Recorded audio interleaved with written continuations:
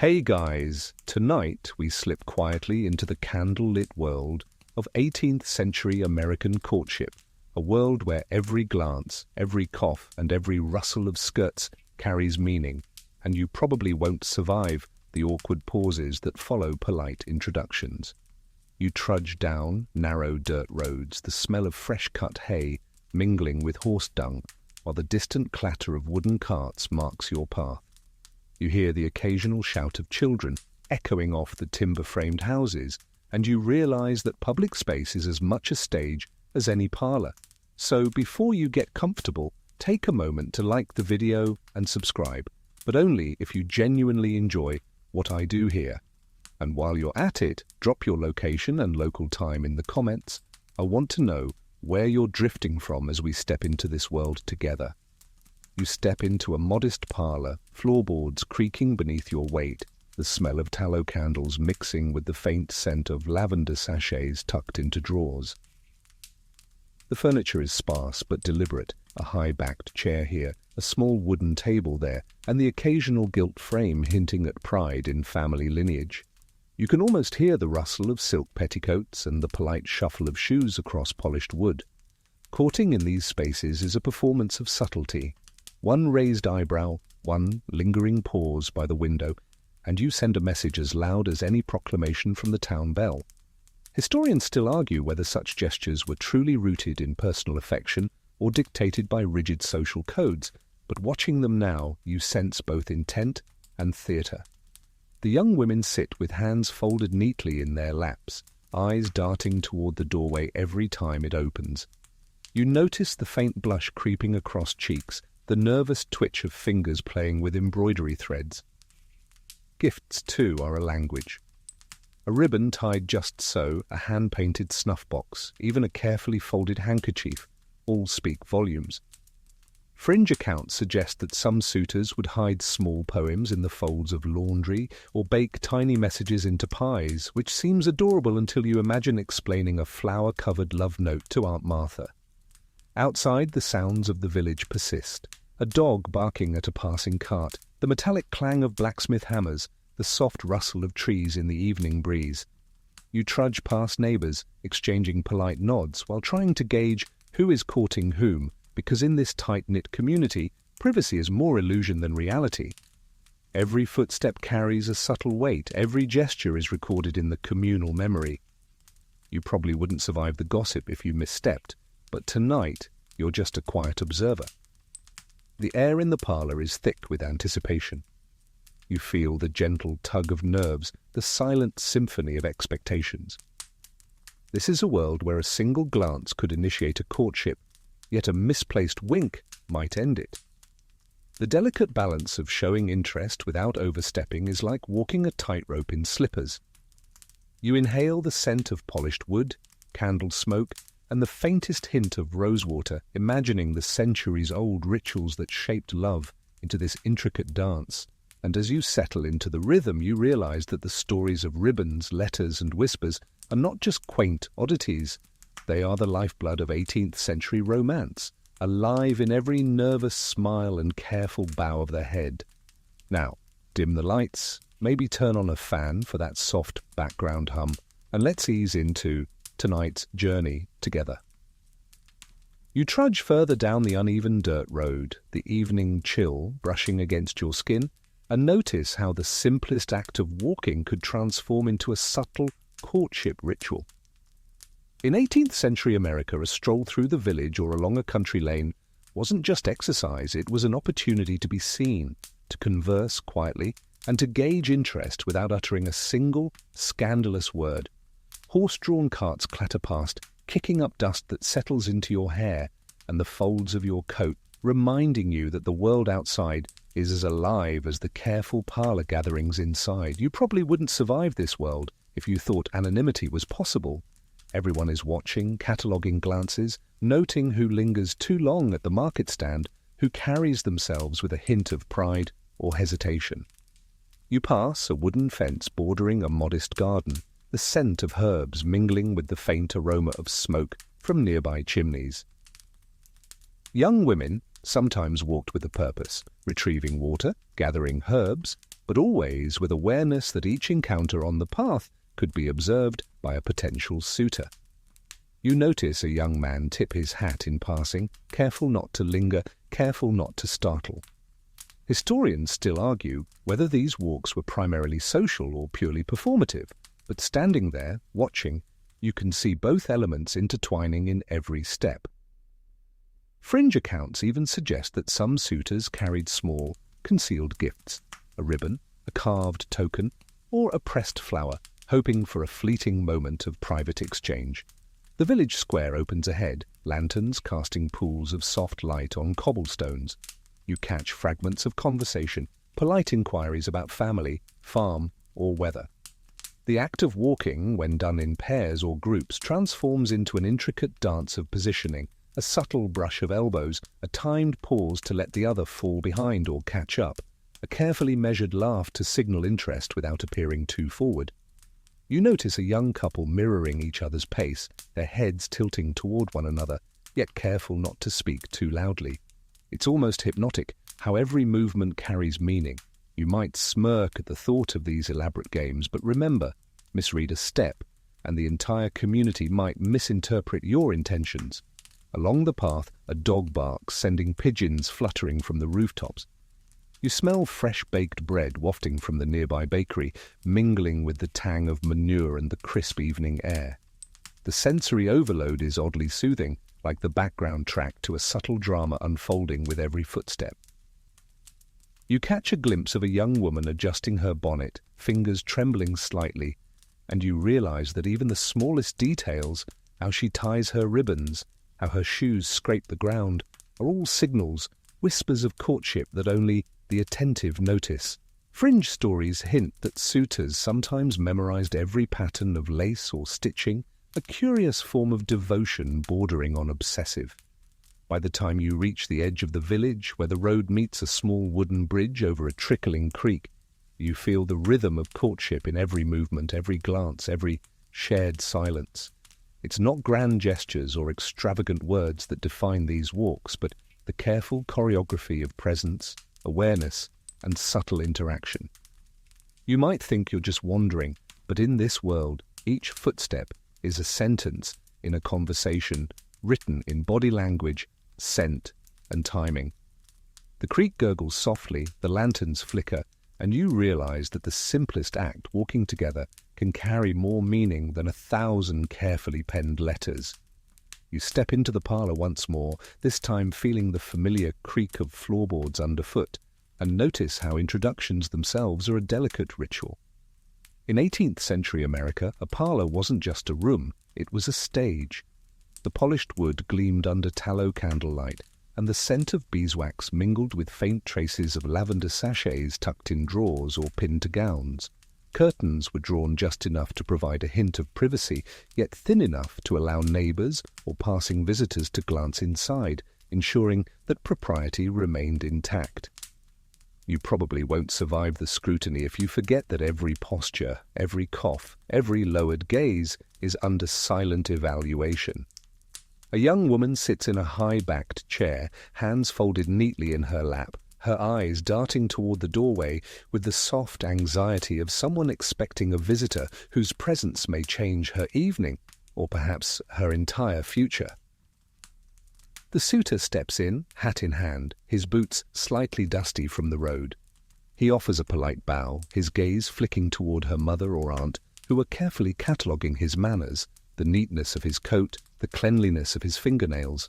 Historians still argue whether these introductions were genuinely ceremonial or a clever way for families to assert control over potential matches, but standing here, you sense both intention and performance. You notice the quirky little gestures that fill the space between polite words.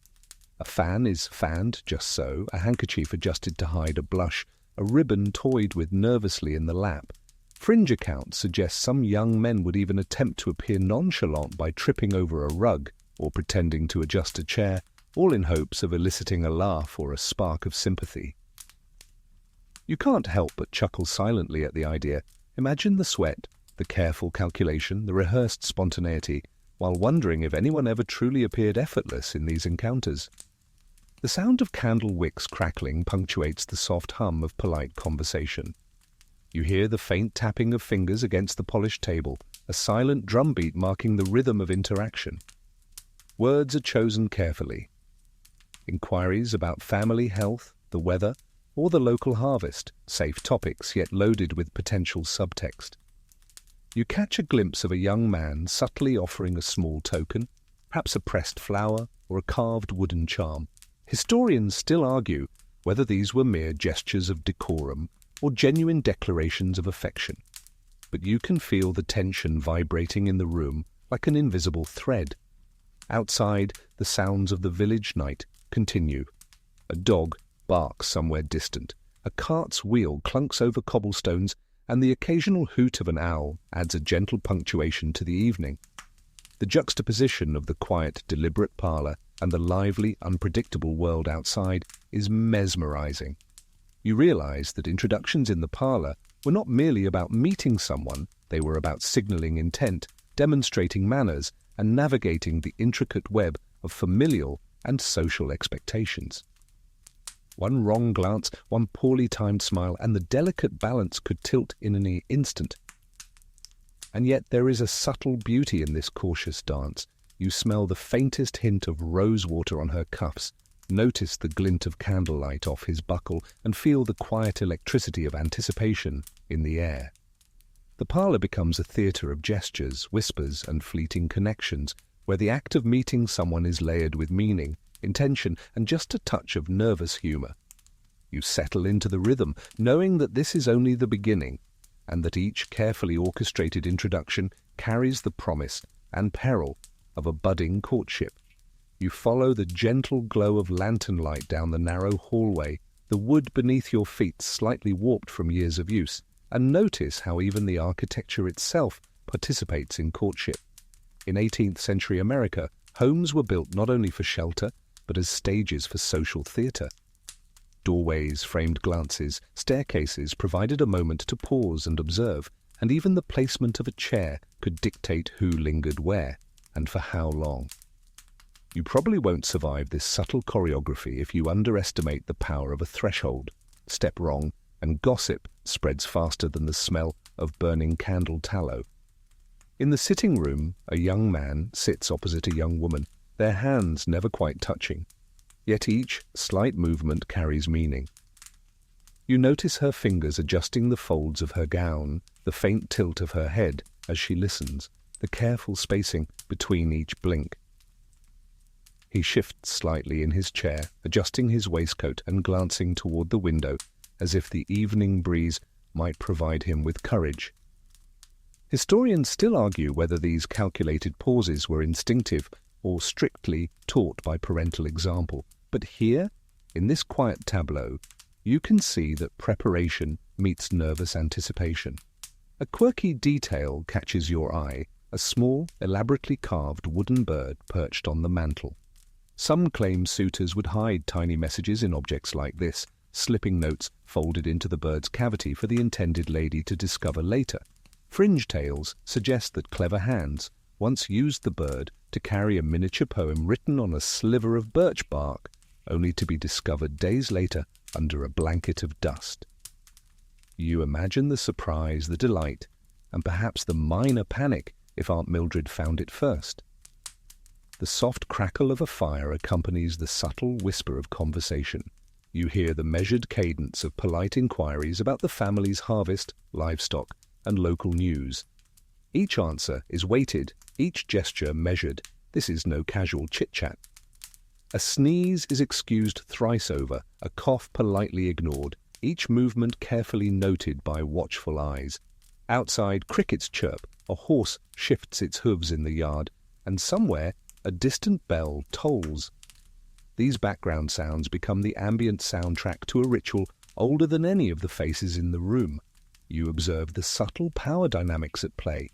Parents, aunts, or elder siblings often occupy the periphery, subtly guiding the interaction while maintaining the appearance of detachment. They assess posture, tone, and attentiveness, offering silent approval or thinly veiled disapproval. Fringe reports even suggest that some observers carried small scorecards, mentally ranking suitors on charm, manners, and potential fortune, a practice that would make modern dating apps seem quaint. Historians still argue whether these judgments were fair assessments or merely reflections of societal bias, but either way, the stakes are tangible. By the time the fire burns lower and shadows stretch across the walls, the ritual of introduction begins to melt into genuine conversation.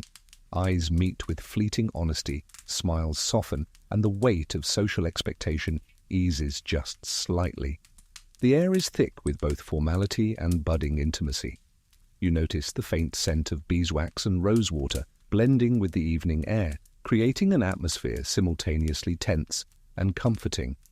And as you settle into the quiet rhythm of the parlor, it becomes clear that courtship is not merely about attraction, it is a practiced art of subtle signals, careful observation, and the measured dance between propriety and desire.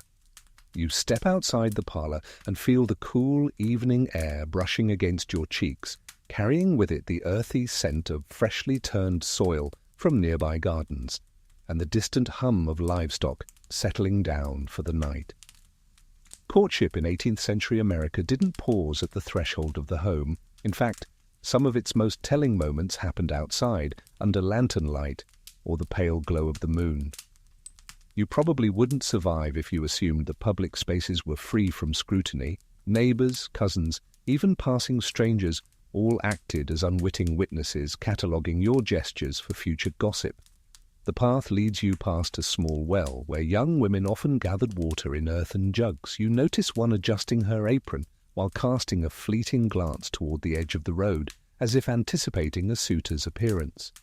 Historians still argue whether such encounters were truly spontaneous or carefully arranged under the guise of daily chores, but it's clear that even routine tasks were imbued with social significance. Fringe accounts describe daring youths slipping small tokens, a pressed flower, a carved piece of wood, into the folds of aprons, relying on subtlety to deliver messages of interest without provoking parental outrage. You imagine the thrill of discovering such a token tucked into damp fabric, like finding a secret letter from the past tucked in a forgotten book. The village lane is narrow, flanked by timber-framed homes and low fences that delineate personal property but also provide vantage points. You hear the faint rattle of a cart in the distance and the occasional call of a distant nightingale, and it becomes apparent that sound itself played a role in courtship. A well-timed cough, a gentle laugh, or the soft crunch of footsteps on gravel could signal interest or disinterest. You notice a young man pausing, adjusting his coat as if to appear casual, while secretly checking the direction of her gaze. The choreography is intricate, a silent dialogue played out in gestures, pauses, and tiny movements. A quirky tidbit emerges as you watch. Some suitors would practice their walk in advance, learning to tilt their hats just so, or angle their shoulders to catch the moonlight on their faces for maximum effect.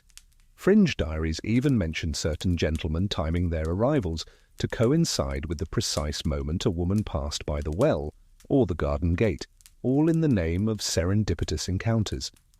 You can't help but smile at the combination of careful calculation and apparent spontaneity, realizing that what seems casual was often meticulously rehearsed.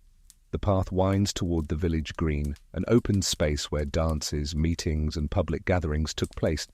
Here, courtship took on a communal aspect. The presence of others, parents, siblings, neighbors, added layers of accountability, but also opportunity. Polite bows, fleeting touches of gloves, and the careful passing of a folded note could all occur in full view, yet remain private in meaning. Historians still argue whether such public flirtation was a display of personal choice or a strategic dance dictated by social hierarchy, but standing here, you feel the tension and anticipation in the air, a mix of propriety, desire, and social theatre. By the time you reach the edge of the green, lanterns flicker across the cobblestones, casting long shadows that stretch and sway like silent spectators. You notice the subtle ways young people signal interest, slight tilts of the head, careful pauses, fleeting eye contact while maintaining a veneer of decorum.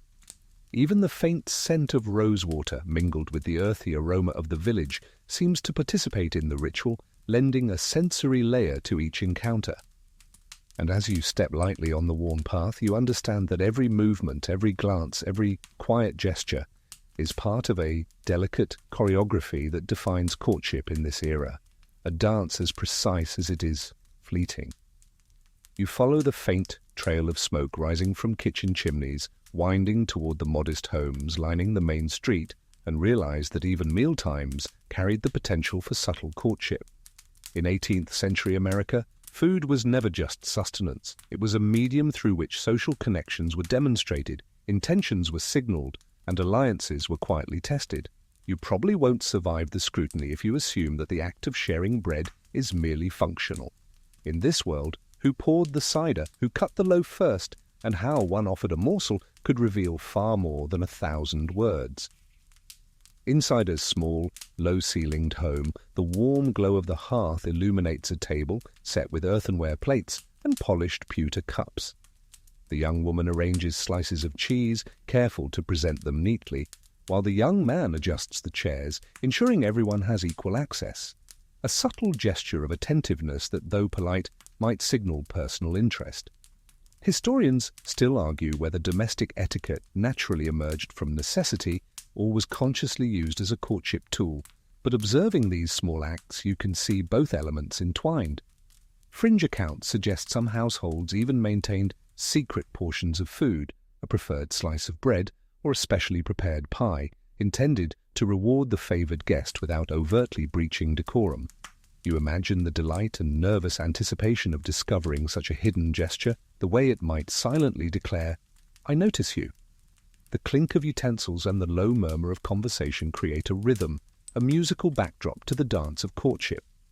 You notice how the placement of a hand, the tilt of a head, or a brief glance toward the window is observed with meticulous care. A dropped napkin becomes a pretext for interaction, a moment to stoop, to reach, and to share the brush of fingers, innocuous enough to remain proper, yet charged with significance. You can't help but chuckle at the ingenuity.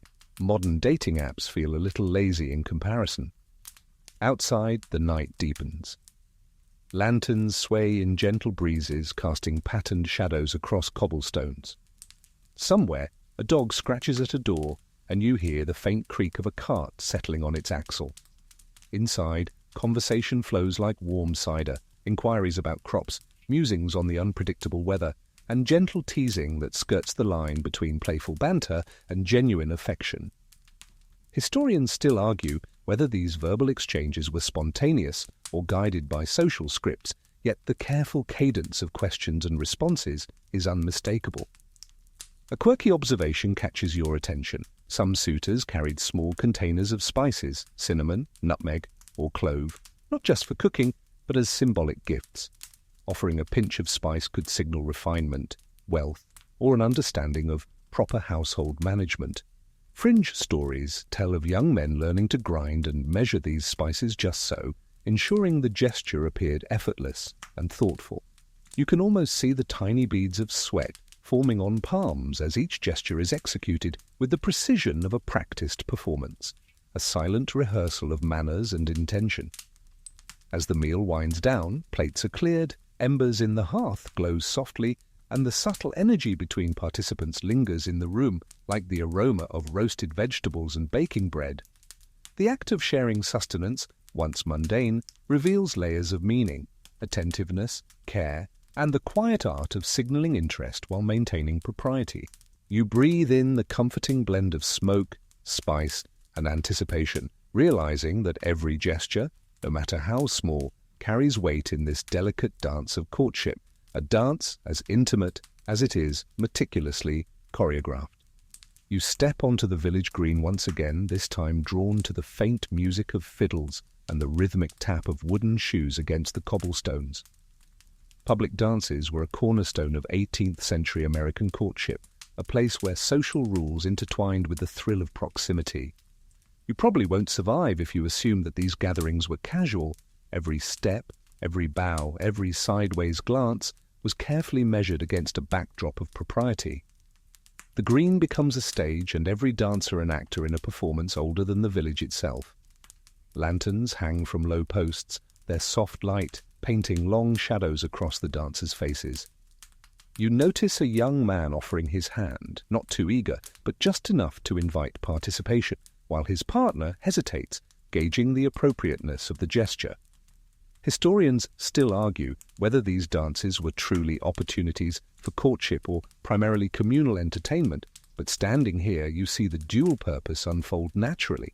Fringe accounts whisper of secret hand signals within the dance, tiny lifts of the fingers or subtle tilts of the head meant to communicate availability or interest without raising the ire of supervising chaperones. You imagine trying to remember a complicated set of hand cues while keeping pace with a spinning partner and dodging the occasional overzealous uncle. The scent of the evening is a mix of hay, polished leather, and the faintest trace of rosewater dabbed behind ears or on collars. You hear the fiddle player's bow, scratching gently across strings, a tune both familiar and intimate, encouraging footwork that is as much about rhythm as about observation. A playful misstep becomes a moment for connection, a small laugh shared that feels dangerously like intimacy. You chuckle silently, imagining the modern equivalent, stumbling over your AirPods while trying to flirt via text. Children dart around the edges of the dance, sometimes mimicking the adults, sometimes disrupting the delicate flow. You notice the older villagers observing from benches, quietly assessing each interaction, their eyes sharp for both propriety and potential gossip.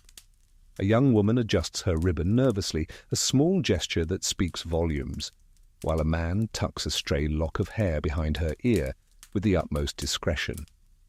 Historians still argue whether these tiny touches were entirely innocent or strategically calculated, but in the dim glow of lantern light, their intent feels unmistakable. A quirky detail emerges. Some towns had dances with courtesy lines, where a young person could approach another for a brief set of steps before moving on, a practice designed to allow multiple interactions in a single evening.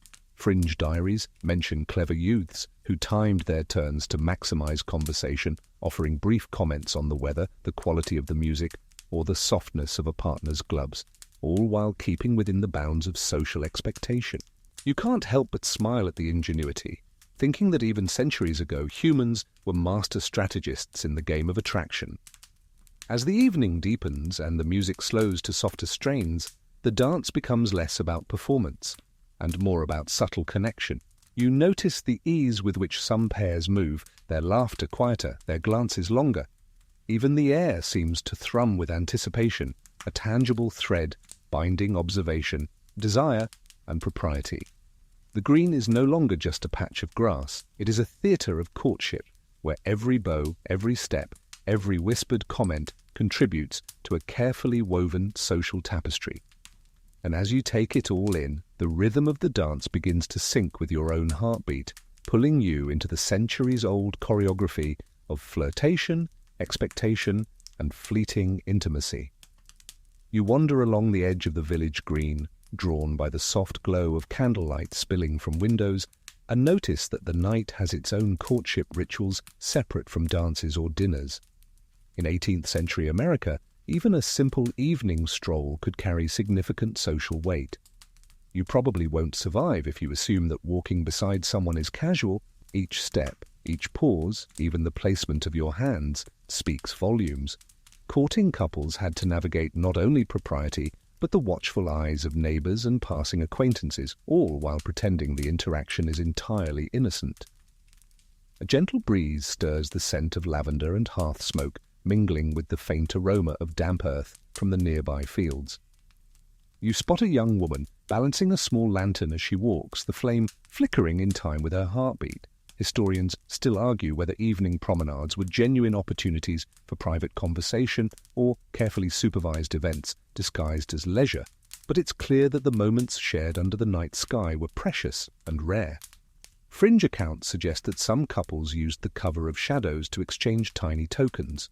A handkerchief embroidered with initials or a pressed flower tucked into a coat pocket, gestures loaded with meaning, yet subtle enough to avoid scandal. You imagine the thrill of discovering such a keepsake later, a tiny proof of connection that whispers of affection long after the lantern light fades. The cobblestones beneath your feet creak gently, a rhythmic companion to the quiet chatter. You notice a young man walking slightly behind, offering polite deference, then shifting his pace to match hers, a silent communication of attentiveness. Small gestures, a tilt of the head, the briefest brush of a sleeve, serve as signals, each calculated yet seemingly spontaneous. Fringe tales even mention that some suitors timed their steps to avoid puddles or uneven stones, not merely for safety, but to demonstrate thoughtfulness and grace. Modern dating apps could take a lesson or two from this level of subtle strategy. The night air is punctuated by distant sounds, a dog barking in a neighboring yard, the low hoot of an owl, the creak of a cart settling in a barn. These ambient noises, rather than detracting, seem to accentuate the intimacy of the walk. Conversation flows easily yet cautiously, questions about family, the quality of the evening's bread, and thoughts on the upcoming harvest are interspersed with laughter, gentle teasing, and careful observations. Historians still argue whether these exchanges were primarily social obligation or genuine curiosity, but standing here, it's impossible to separate the two completely. A quirky observation arises.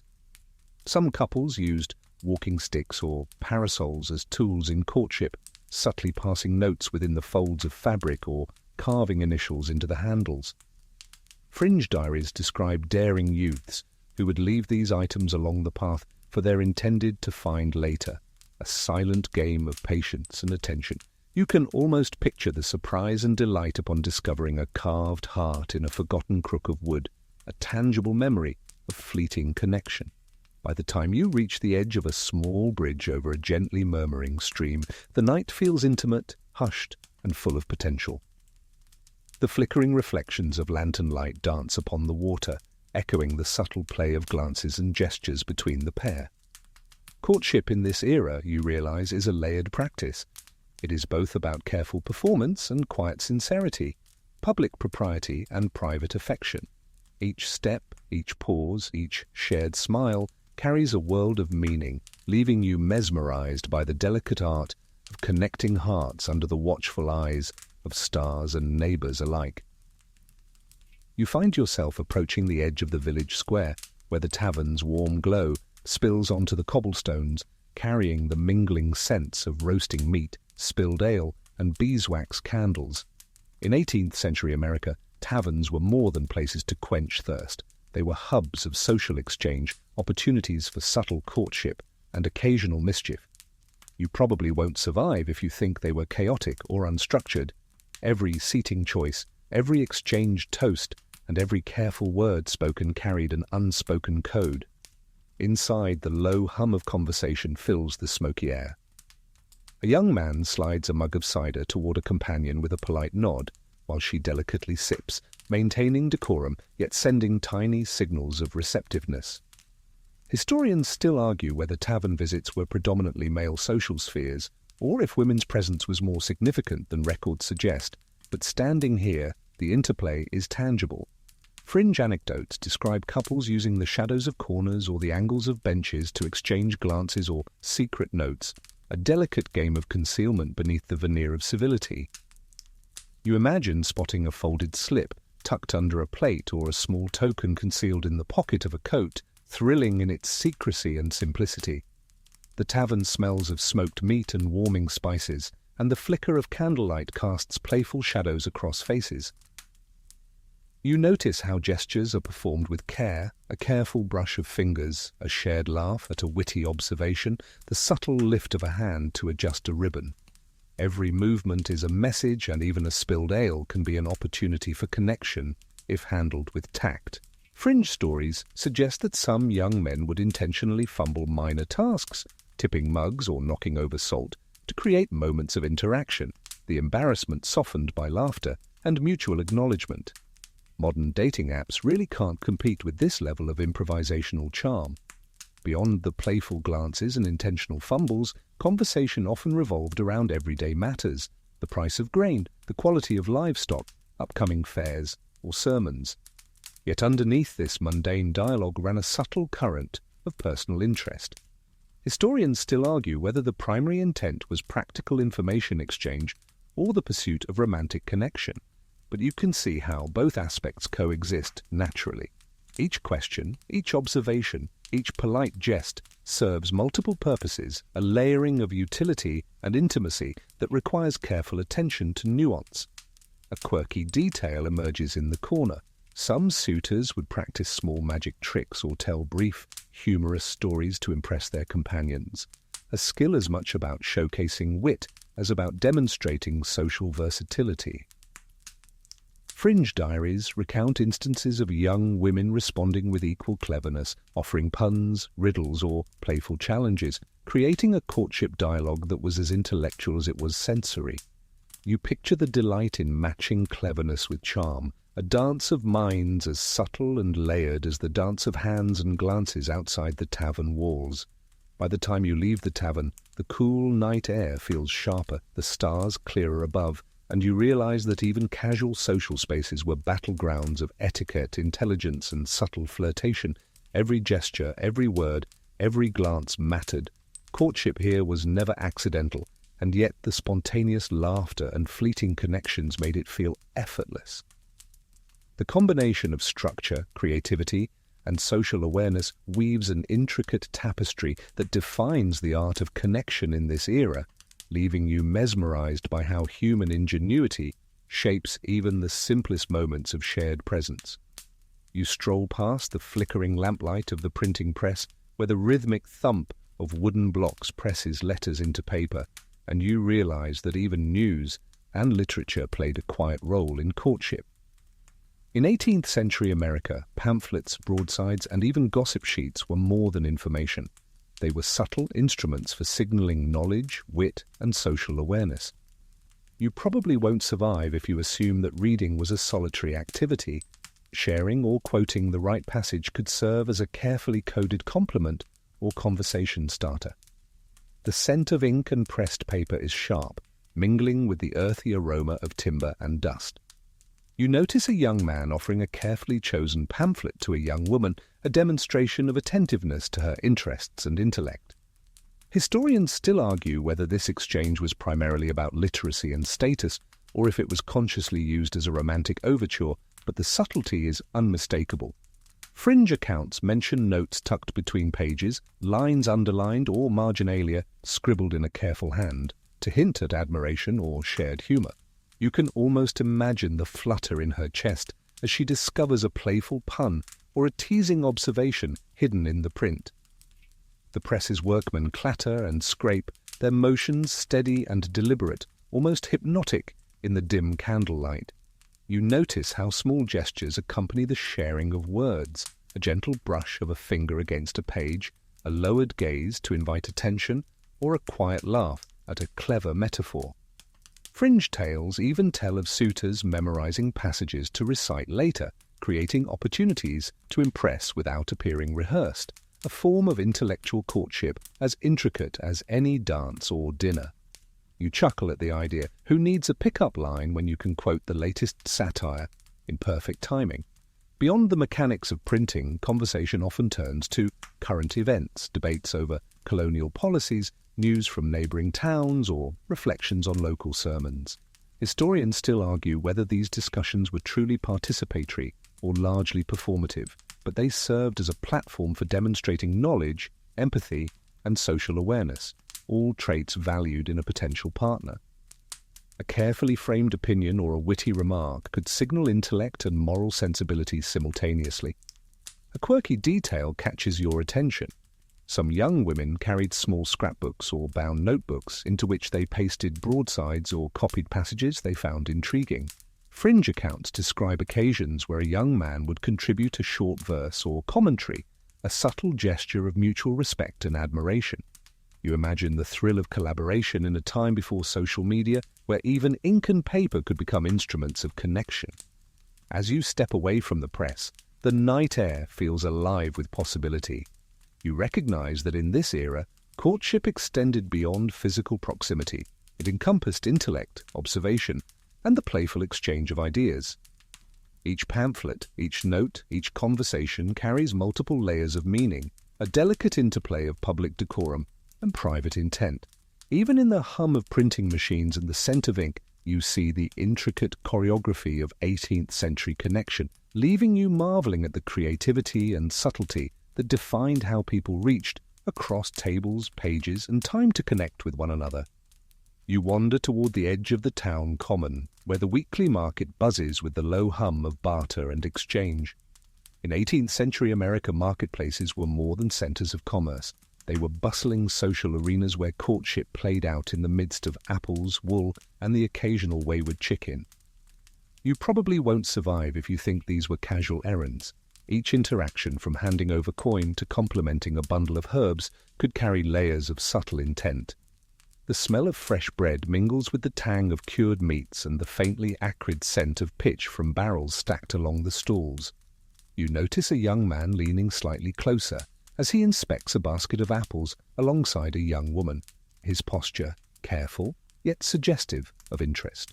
Historians still argue whether markets primarily facilitated economic efficiency or if they functioned as structured social mixers, but observing the nuances of exchange here, you see that both are true.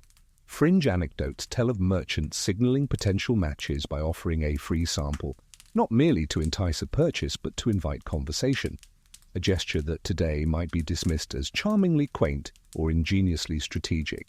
The marketplace hums with activity. A blacksmith hammers a piece of iron, a miller calls out the price of flour, and children weave between legs with reckless abandon.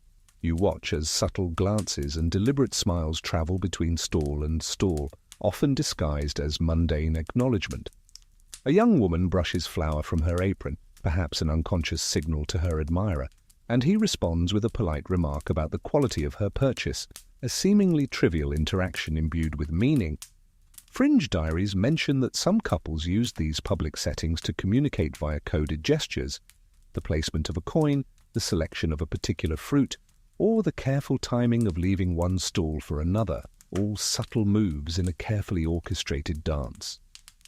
Beyond commerce, the marketplace becomes a classroom of social awareness, observing how others react, noting patterns of behavior, and measuring responses to jest or compliment. All these were integral to understanding potential partners.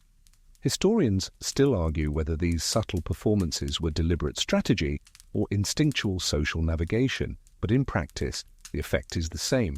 Connections were formed, tested, and strengthened in the smallest exchanges. A quirky detail emerges. Some townsfolk kept courtship baskets, small containers of trinkets or charms, which could be discreetly handed to a beloved during the busiest hours. Fringe accounts even describe clever youths hiding tiny notes in bundles of goods, waiting for their intended to discover them later. You imagine the thrill of stumbling upon a folded scrap of paper tucked in a sack of dried beans, a playful whisper of affection across the market's cacophony.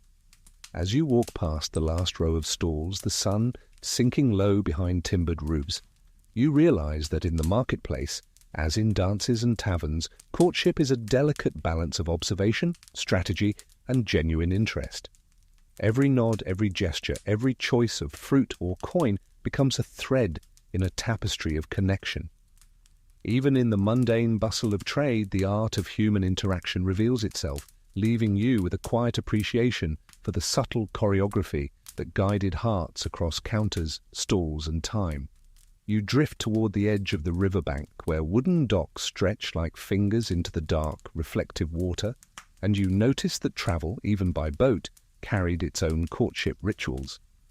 In 18th century America, ferries and small rowboats weren't just practical, they were private arenas where two people could converse away from prying eyes. You probably won't survive if you assume that traveling together was merely functional. Every shared glance, every offered hand, every careful seating choice was weighted with intent and potential embarrassment. The scent of wet timber and river mud mixes with the faint sweetness of wildflowers clinging to the bank. You see a young couple stepping onto a narrow vessel, hands lightly brushing as they steady themselves, the boat rocking beneath their feet. Historians still argue whether these moments were primarily about seclusion or about testing compatibility under minor duress, but the subtle intimacy is undeniable. Fringe accounts suggest that suitors sometimes used the motion of the boat to gauge courage and composure, observing reactions to gentle splashes or sudden shifts, a quiet performance of poise that could impress or dissuade. You imagine a young man steadying the boat with exaggerated care, all the while hoping his companion notices and perhaps even laughs at the overly cautious display. The river reflects the fading sunlight, casting a golden shimmer across the wooden planks, and you notice how conversation flows differently here. It's slower, more intimate, punctuated by the rhythmic splash of oars and the occasional call of a distant bird. Fringe tales describe couples exchanging small items, a pressed flower from the bank, a scrap of ribbon from a hat, hidden in pockets or sleeves, little tokens of shared experience. Modern sensibilities might call it overly elaborate, but in this context, it's a careful weaving of connection into the everyday. Beyond the private space of the boat, conversation often touches on personal reflection. Hopes for the harvest, family anecdotes, or even local gossip carefully reframed. Historians still argue whether the boat rides themselves were engineered opportunities for courtship or simply convenient travel, but the overlapping purpose is clear. Each word, each laugh, each moment of quiet is part of a delicate choreography that mixes practicality with affection. A quirky detail, some suitors would invent playful challenges to pass the time, a small guessing game about birdsong, a riddle whispered across the water, or a contest to see who could spot a fish first. Fringe accounts suggest that these games were sometimes rehearsed, sometimes spontaneous, but always served as an unspoken test of wit and attentiveness. You can almost hear the gentle teasing echoing over the lapping water, a low private symphony of connection. By the time the boat nudges the opposite bank and the couple steps ashore, the air feels crisper, the world quieter, and you sense that the art of courtship extends into every environment, even the most utilitarian. Every brush of hands, every shared glance across the gentle sway of a boat becomes a subtle message of intent, leaving you mesmerized by the creativity and attention woven into even the simplest journeys. Courtship in 18th century America is as much about movement, space, and circumstance as it is about conversation or gifts, and you leave the riverbank with a renewed appreciation for how environment and ritual entwined hearts long before modern dating. You wander into the quiet hush of a churchyard as the afternoon sun slants low, dusting the worn stone markers with gold, and you realize that even places of worship carried subtle cues for courtship. In 18th century America, church attendance wasn't just a spiritual obligation, it was a socially sanctioned arena where observing and being observed mattered. You probably won't survive if you think sitting silently in pews was entirely solemn. Every seating choice, bowed head, and whispered exchange was rich with meaning. The scent of candle smoke mingles faintly with polished wood and the earthy aroma of damp pews. You notice how young men often offered their arm to a female neighbor for the trek up the aisle or to navigate uneven floors, a gesture of courtesy that doubled as a socially acceptable signal of interest. Historians still argue whether these small acts were conscious flirtations or simply practical chivalry, but watching closely, the layering of intent is unmistakable. Fringe accounts describe covert passing of notes or gentle taps on hymnals, an intimate communication hidden beneath the sanctity of routine, a little rebellion wrapped in propriety. The steady cadence of the sermon provides a rhythmic backdrop, occasionally punctuated by coughs, shifting feet, or the flutter of a page turned. You notice that eye contact, when fleetingly allowed, carries weight. A glance across the aisle can convey humor, curiosity, or admiration without violating decorum.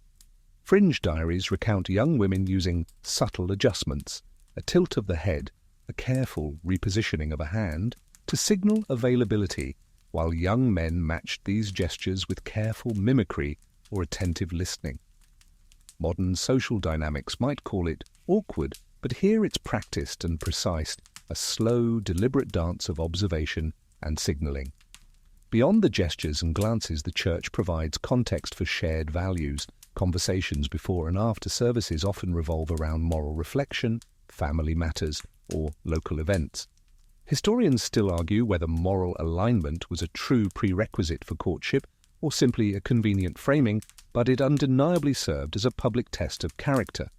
Exchanging observations about sermons, commenting on hymns, or gently teasing a neighbour about their diligence in hymn singing allowed for both intellectual engagement and subtle social probing. A quirky detail emerges. Some ambitious suitors would memorize scripture passages or short psalms to recite in passing, hoping to impress a prospective match with eloquence and piety. Fringe accounts even tell of clandestine poetry tucked into hymnals or small gifts left in pews, invisible to the watchful eyes of elders. You imagine the thrill of discovering a delicate flower or a neatly folded verse nestled among pages of a hymnal, a tiny, secret acknowledgement of shared attention. As the congregation disperses, the cool air outside the church contrasts with the warmth of candlelight and whispered words within. You realize that even the quietest, most structured spaces were charged with human desire for connection. Every gesture, glance, and shared note becomes part of a subtle social choreography where propriety and attraction intertwine. Walking away from the churchyard, you carry the understanding that courtship in this era is a symphony of observation, etiquette, and fleeting moments of intimacy, each carefully tuned to both tradition and subtle human impulse. You drift toward the town's communal barn where the scent of hay and livestock mingles with the faint tang of manure, and you realize that work, labor, and courtship were often inseparable. In 18th century America, barn raisings, harvests, and communal chores weren't just opportunities to help the community, they were prime occasions for subtle romantic observation. You probably won't survive if you think bending over a bale of hay was purely agricultural. Every shared task, every hand offered, every playful jab at strength or dexterity was a carefully coded message. The rough aroma of hay dust mingles with the softer sweetness of corn stalks, and you notice young men offering hands to steady a ladder or lift a heavy beam for a young woman. Historians still argue whether these gestures were entirely practical or intentionally flirtatious, but the interplay of physical labor and social signaling is undeniable. Fringe accounts suggest that barn work could include minor competitions: who could lift the heaviest bale, pitch hay most efficiently, or herd animals with the best skill, subtle opportunities to display competence, reliability, and even humor. You can almost hear a young man grunting theatrically, not from strain but for effect, as the woman smiles and shakes her head, pretending not to notice. Movement in the barn is rhythmic, the scraping of wooden tools against floorboards, the thud of barrels being rolled, the snort of a horse amused by the human chaos. Conversations flow between tasks, teasing remarks about skill, joking commentary about the weather, and soft laughter exchanged across the hayloft. Fringe diaries recount playful pranks, hiding a small tool or pretending to trip over a rope, as opportunities to create shared amusement and test patience. Modern eyes might call it chaotic, but in this environment it's a carefully orchestrated, socially sanctioned form of courtship. Beyond physical labor, barn gatherings often included social rituals like sharing meals, storytelling, or teaching skills. Historians still argue whether these moments of learning were essential for assessing compatibility or merely ancillary, but they clearly provided occasions for conversation, observation, and subtle display of knowledge or character. You watch as someone patiently demonstrates milking a cow or repairing a fence, the attentive observer registering every careful movement as a measure of competence and empathy. A quirky detail: some young women secretly tucked small charms or trinkets into pockets or folds of cloth, gifts to be discovered later, as silent acknowledgments of interest. Fringe accounts describe young men memorizing brief, humorous verses to recite while tossing hay or feeding animals, small theatrical gestures meant to elicit laughter and, ideally, admiration. You imagine the shared delight as a clever quip lands perfectly, a private victory amid the labor and clamor. By the time the barn quiets, the sun low and shadows stretching long, you understand that work itself became a language of affection. Each lifted bale, each careful hand, each whispered joke is a sentence in a story of connection, unfolding amid dust, sweat, and laughter. In 18th century America, the barn is more than a place of labor.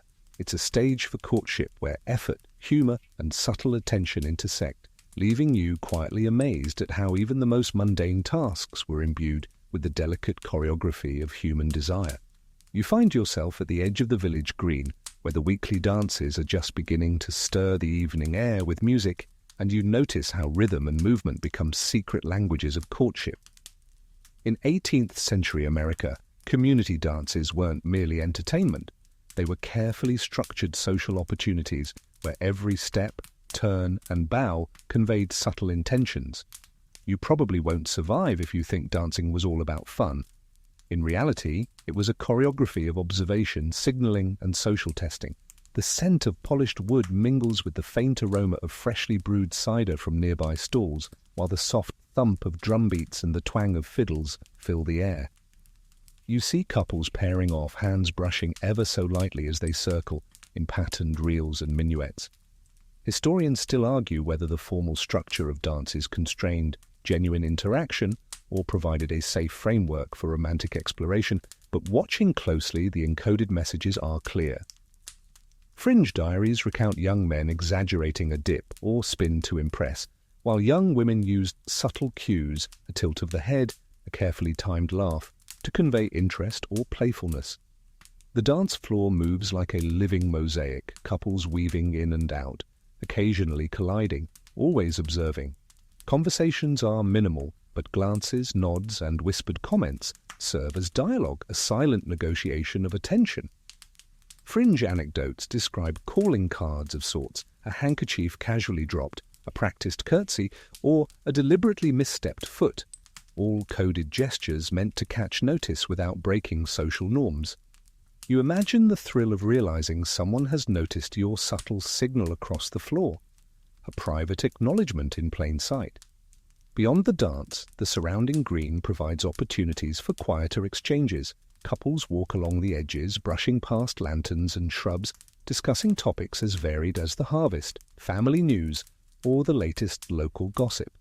Historians still argue whether these walks were primarily for observation or for genuine dialogue, but the effect is the same. They allow for both the performance of social skills and the cultivation of intimacy. A quirky detail, some dancers memorized elaborate sequences or pretended to misstep, orchestrating a playful rescue by a prospective partner, a small theatrical flourish designed to display attentiveness and charm. Fringe sources even mention secret competitions, who could execute the most elegant spin or the cleverest step, creating a layered game of skill and observation.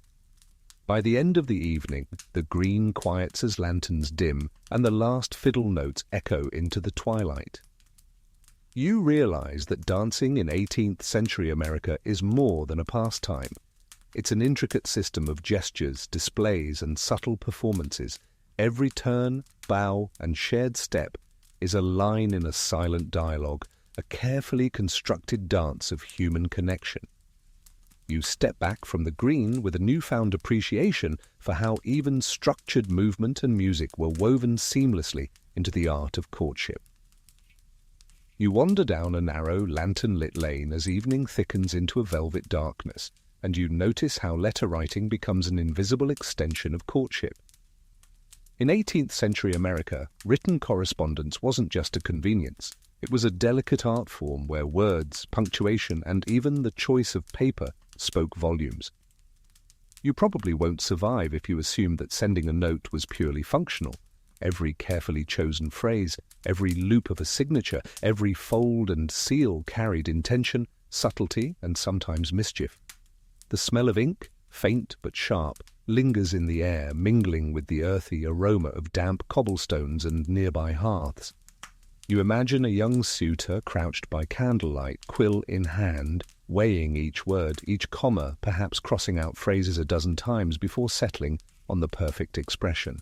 Historians still argue whether the ritualized nature of letter writing strengthened courtship bonds or merely heightened anxieties, but the effect is undeniable. Letters allowed for thoughtfulness and the expression of emotion otherwise constrained by etiquette. Fringe anecdotes suggest that some courtiers would hide small charms, pressed flowers, or strands of hair within envelopes, creating a tactile connection that transformed words into physical intimacy. The act of sending a letter itself was performative. Notes were discreetly passed to trusted neighbors or entrusted to postriders, often with subtle instructions to ensure delivery without observation. You probably won't survive imagining the excitement of waiting days for a reply, checking the mailbox repeatedly, feeling the pulse quicken with each arrival.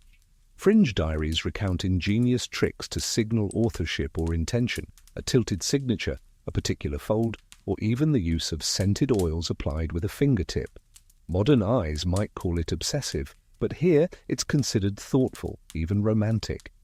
Beyond content, letters became a subtle measure of wit and intellect.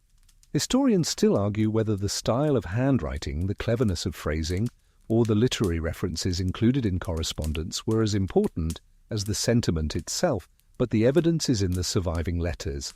Clever wordplay, gentle teasing, and shared observations about daily life. You imagine reading a letter that casually notes a neighbor's misadventure at market, while slipping in a playful joke about a shared memory, a perfectly balanced mixture of humor, affection, and intellect. A quirky detail. Some letters were intentionally written with a playful code or cipher, forcing the recipient to decode the message. Fringe accounts suggest that these exercises not only displayed cleverness but created a small, secret world shared exclusively between two people. You can almost hear the delighted laughter as a hidden joke is finally deciphered, a tiny triumph in the slow, careful dance of communication. By the time you put the quill down, the candle guttering low, you realize that letter writing transforms distance and time into intimacy. Every word, every fold, every hidden token becomes a thread connecting hearts across space, an enduring testament to the ingenuity and tenderness of 18th century courtship. You tuck this knowledge into your mind as you step back into the quiet night, marveling at how written words could carry as much weight as a shared glance or a hand held in the shadow of a barn. You stroll along the riverbank, where the water glimmers with the faint reflections of lanterns hung on distant porches, and you notice that boating and shared water chores were subtle arenas for courtship. In 18th century America, travel by small skiffs or flatboats wasn't merely a necessity, it became a socially acceptable stage for playful gestures and measured proximity. You probably won't survive if you think drifting down a river was purely mundane. Each passing, each offer to row, each shared laugh carried layers of intent and observation. The scent of wet wood and mud mingles with the faint sweetness of river lilies, creating an earthy, comforting aroma that seems to slow your thoughts. You notice how a young man might insist on handling the oars while a woman steadies herself carefully, an exchange loaded with subtle signaling. Historians still argue whether these acts were consciously flirtatious or simply practical cooperation, but watching them closely you can see a choreography of attention, patience, and occasional mischief. Fringe diaries recount playful splashes, exaggerated struggles against the current, or the careful dropping of a small token into the lap of a companion. All tiny, socially acceptable pranks to test reactions and share laughter. The gentle lap of water against the hull provides a soft, almost hypnotic rhythm. You can hear the whisper of conversation over the occasional splash, teasing commentary about each other's rowing technique, quiet reflections on daily chores, and shared observations about the wildlife along the banks. Fringe accounts even describe small songs or rhymes passed back and forth, a low, melodic form of communication that allowed for connection without risking public impropriety. You probably won't survive imagining the thrill of an accidental brush of hands as someone steadies themselves, each contact a calculated risk in the delicate game of propriety and attention. Beyond the boats themselves, the riverbanks offered spaces for quieter interaction, a walk along a soft path, gathering reeds or firewood, or observing the shifting light on the water. Historians still argue whether these excursions were primarily practical or socially strategic, but they clearly served as opportunities for conversation, observation, and subtle flirtation. You notice the careful balance of attention, being helpful without overstepping, being present without intruding, always aware of the ever-watchful eyes of neighbors or elders. A quirky detail, some young men would carve initials into small pieces of driftwood, leaving them as tokens for their companions, while fringe accounts describe women concealing tiny charms in folds of clothing during these outings, little treasures to signal affection. You can almost imagine the quiet glee of discovering a carved heart or hidden bead, a private triumph in the middle of an otherwise public riverbank scene. By the time the sun dips below the horizon, casting the last amber light over rippling water, you understand that even simple tasks like rowing, walking, or collecting resources could become intricate expressions of courtship. Each shared moment, each playful gesture, each careful observation is a thread in a larger tapestry of connection, where the gentle rhythm of the river mirrors the slow unfolding of interest, affection, and human ingenuity in forming bonds. You wander into the flickering glow of a village tavern, its windows fogged with heat from countless hearths, and you notice how even casual social drinking shaped the subtle dance of courtship. In 18th century America, taverns weren't just centers of food and drink, they were informal social arenas where conversation, observation, and minor performances played out under the watchful gaze of neighbors. You probably won't survive if you assume that sharing a tankard was purely about thirst. Every gesture, glance, and choice of seating communicated awareness, interest, and social savvy. The smell of roasted meats, spilled ale, and soot-laden smoke mingles into a warm, slightly pungent cloud that feels oddly comforting. You watch as groups gather around long wooden tables, elbows brushing, voices lowered for private comments, laughter punctuating the ambient hum. Historians still argue whether taverns encouraged genuine connections or merely intensified social scrutiny, but it's clear that proximity and observation were key. Fringe diaries note playful games of chance, rolling dice, simple card tricks, or wagers over trivial matters designed to display skill, confidence, and humor, all under the guise of casual fun. You probably won't survive picturing a subtle wink exchanged over a dice roll, a quiet demonstration of cleverness designed to elicit a smile or a blush. Movement within the tavern is rhythmic and deliberate, servers weaving between tables, the shuffle of boots on wooden floors, and the occasional clink of mugs or plates. Conversation flows in layers, a public joke about a local scandal, private teasing whispered to a table-mate, and careful monitoring of reactions across the room. Fringe accounts describe small theatrical flourishes, a carefully timed toast, a dramatic gesture while recounting a tale, as performances aimed at winning favor or attention without violating decorum. Beyond mere entertainment, taverns offered spaces for subtle testing of temperament, judgment, and humor.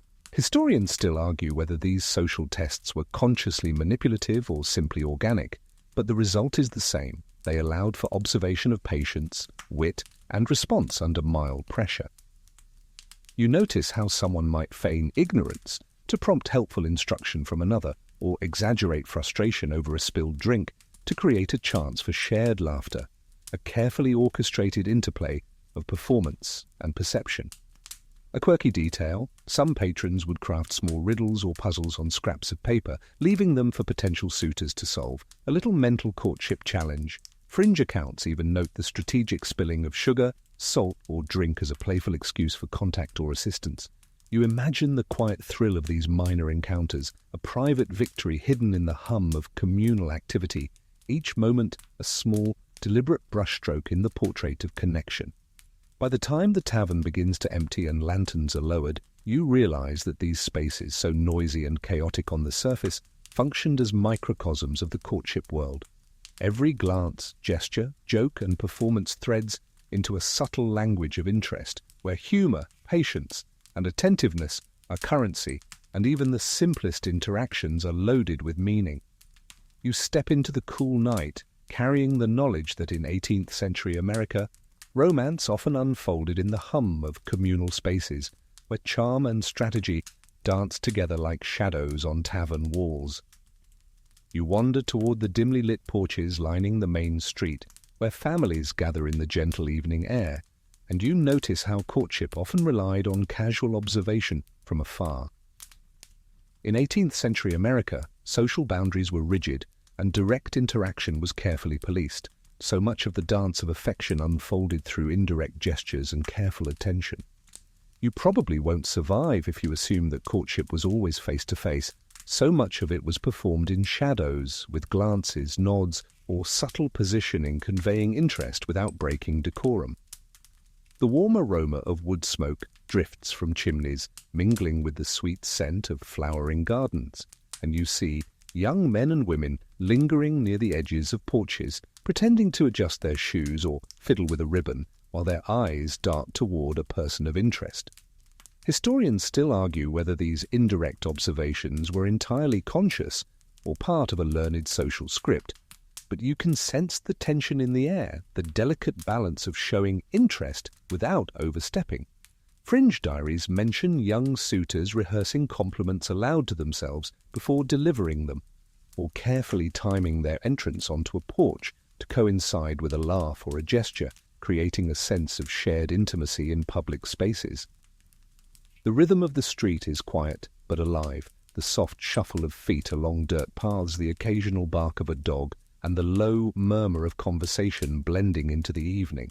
You notice how gestures become loaded symbols, the casual leaning on a railing, the deliberate choice to stand closer during a group conversation, or the strategic offering of a freshly baked treat. Fringe anecdotes even describe miniature hand gestures or tilts of the head meant to signal approval or playful challenge, a secret language understood only by the participants. Porches also provided a stage for performance and reputation. Historians still argue whether public displays of decorum mattered more than private connections, but it's clear that the two were entwined, demonstrating grace, poise, and attentiveness in front of family and neighbors could make a person more desirable in the subtle economy of courtship. You probably won't survive imagining the painstaking effort it took to appear nonchalant, while secretly orchestrating a meaningful interaction across the street, each move carefully calibrated. A quirky detail, some young women would drop a ribbon or a small token to be accidentally noticed by a prospective suitor, a tangible breadcrumb signaling interest. Fringe accounts even describe small mirror-like charms or polished buttons placed strategically to catch the glint of candlelight or lanterns, sending visual cues across the space.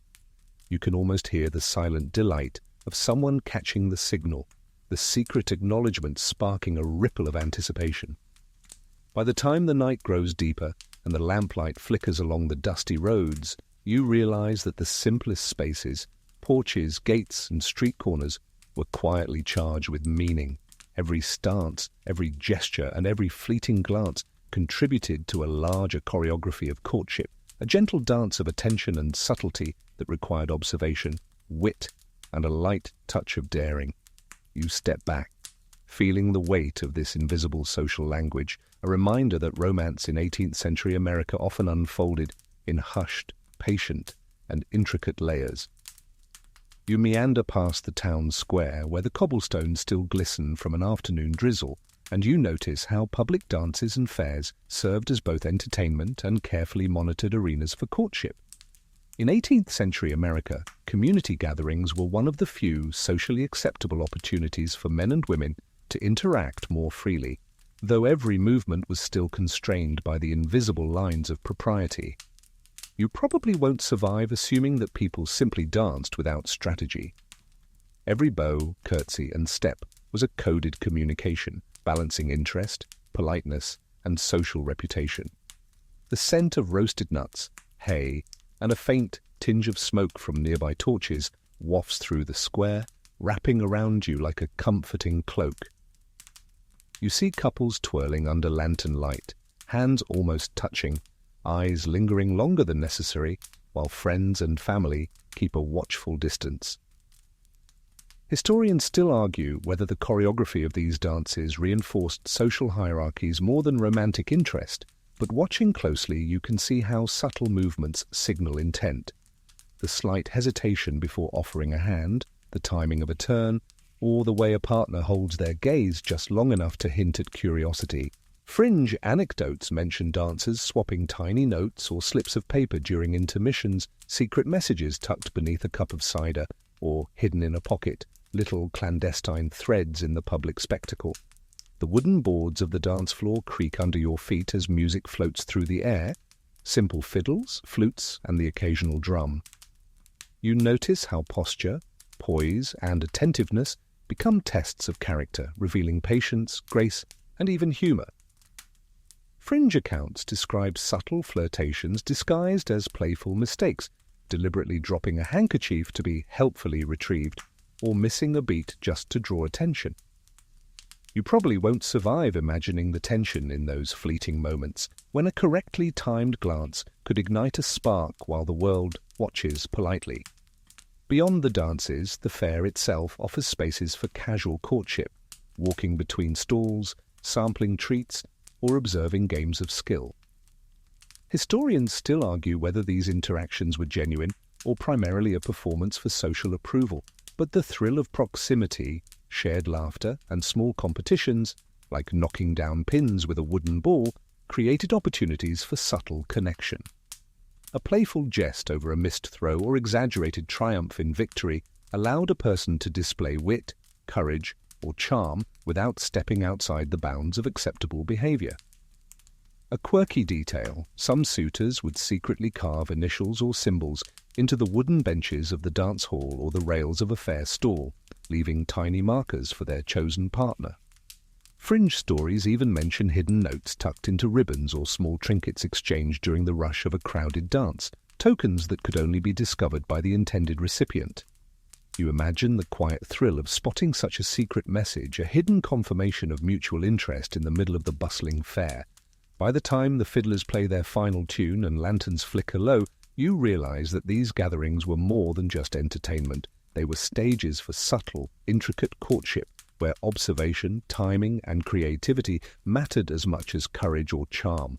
Every gesture, every twirl, every careful word exchanged under the soft glow of lanterns contributes to a nuanced tapestry of interaction, a delicate art that required patience, intelligence, and a touch of daring. You step back from the square, feeling the rhythm of the night linger in your mind, a reminder that romance in the 18th century often unfolded in public spaces with private strategies hidden in plain sight. You drift toward the edge of the village where gardens spill their scent into the evening air, and you notice that courtship often relied on carefully orchestrated gift-giving and small tokens of attention. In 18th century America, personal possessions carried weighty social meaning, presenting a hand-stitched handkerchief, a carved wooden charm, or even a sprig of local flora could communicate interest, respect, or admiration without uttering a word. You probably won't survive imagining the meticulous care taken to choose the right gift for the right occasion, ensuring it signaled affection without overstepping the rigid boundaries of decorum. The perfume of lavender, mint, and earth mixes with the faint tang of a nearby river, and you notice how courtiers and hopeful suitors would often linger near garden fences, delivering their carefully selected tokens with a blend of humility and bravado. Historians still argue whether such practices were genuine expressions of feeling or primarily demonstrations of social literacy, but either way, the ritual mattered. Fringe diaries even mention the occasional miniature poetry scroll tucked inside a ribbon, tiny verses meant to charm and intrigue, revealing wit and intelligence alongside sentiment.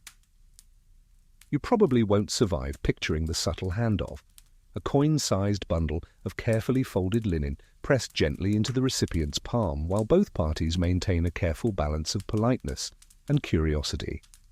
The rustle of leaves underfoot and the chirping of crickets create a serene, almost hypnotic backdrop as you wander through these spaces, observing the ritualized choreography of social interaction. Each gesture, a nod, a curtsy, a carefully timed pause, is loaded with meaning. Fringe accounts describe inventive tricks such as slipping small, scented tokens into pockets or tying ribbons to garden gateposts as signals, an intricate game of observation and interpretation played across yards and fences. Gifts were also embedded with social intelligence tests. Historians still argue whether the true purpose was to gauge refinement or to demonstrate commitment, but subtle choices spoke volumes. The color of a ribbon, the type of flower, the quality of embroidery, or the origin of a carved charm. You notice how these seemingly minor details could ignite an entire chain of social signaling, revealing taste, resourcefulness, and attentiveness to local norms. A quirky detail, some young men would create miniature wooden figurines representing inside jokes or shared memories, leaving them in gardens for discovery at the right moment. Fringe stories even describe women leaving small, handwritten notes tucked into the folds of a bonnet, offering feedback or playful banter, a secretive dialogue hidden in plain sight. You can imagine the thrill of finding such a gift, the delicate tension of reading intention and sentiment in something so small, as though the universe had conspired to place a private moment into the midst of ordinary life. By the time the moon rises and silver light touches the tips of the flower beds, you realize that these quiet exchanges, these small gestures embedded with meaning, were foundational to courtship. Each token, each ribbon, each carefully considered gift is part of a larger tapestry of observation, wit, and social intelligence, showing that love in 18th century America was rarely rushed, often concealed, and always layered with intent. You walk away feeling the weight of these small rituals, the invisible threads connecting hearts across gardens, fences, and moonlit paths.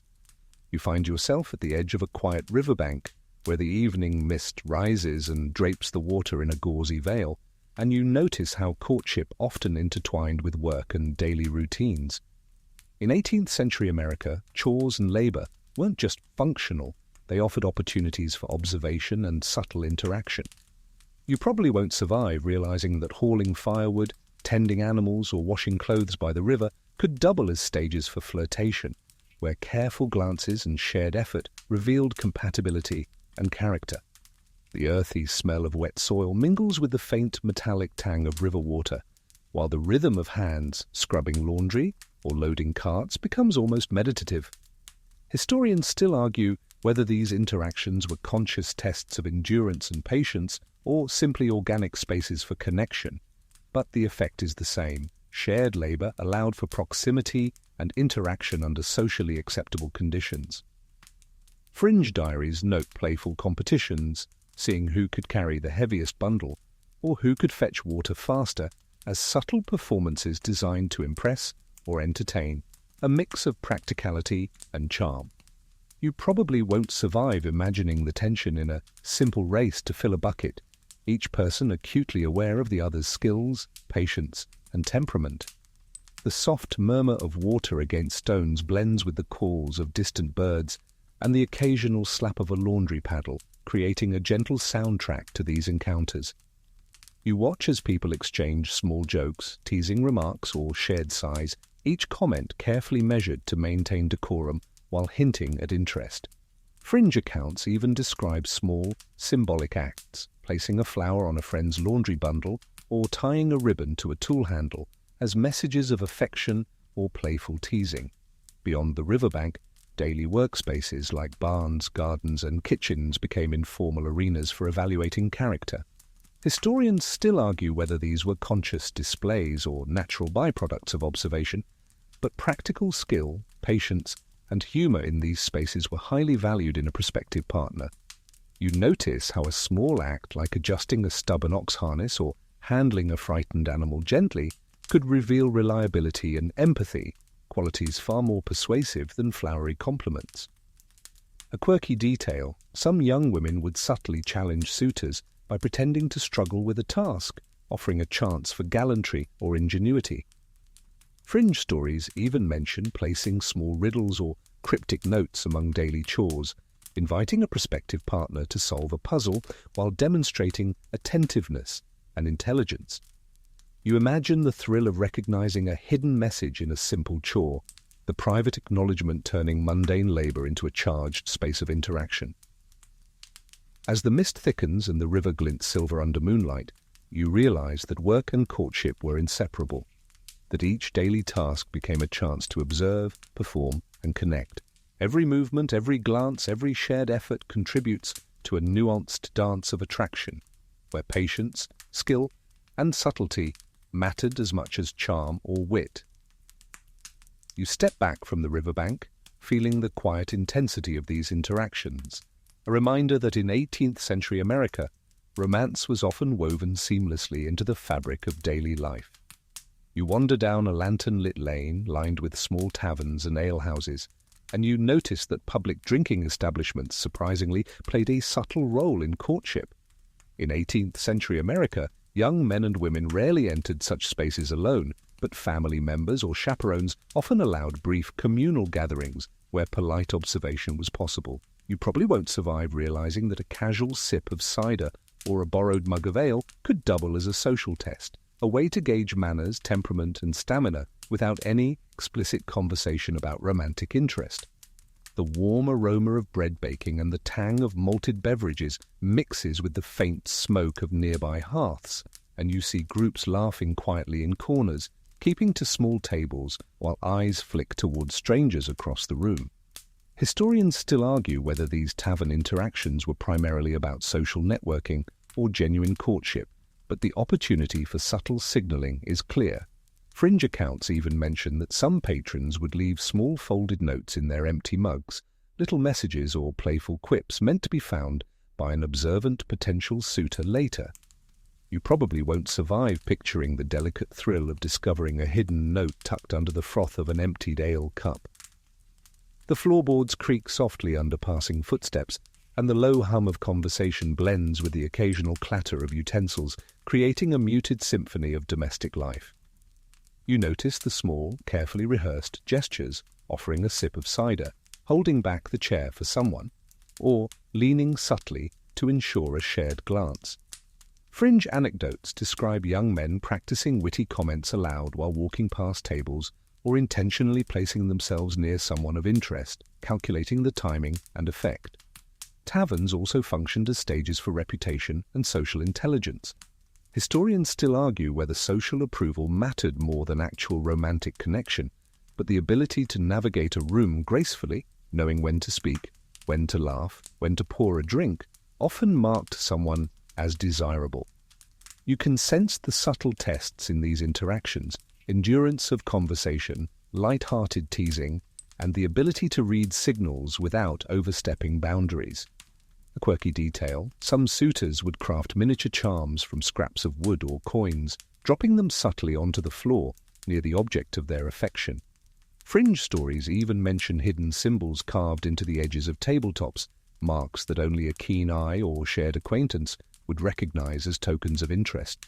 You imagine the thrill of spotting such a small token, a private signal in the midst of communal chatter, the quiet excitement of knowing someone had been thinking of you while maintaining perfect social propriety. By the time you leave the warm glow of the tavern and step into the cool night air, you realize that even casual public spaces held subtle layers of courtship, where observation, cleverness, and decorum intertwined.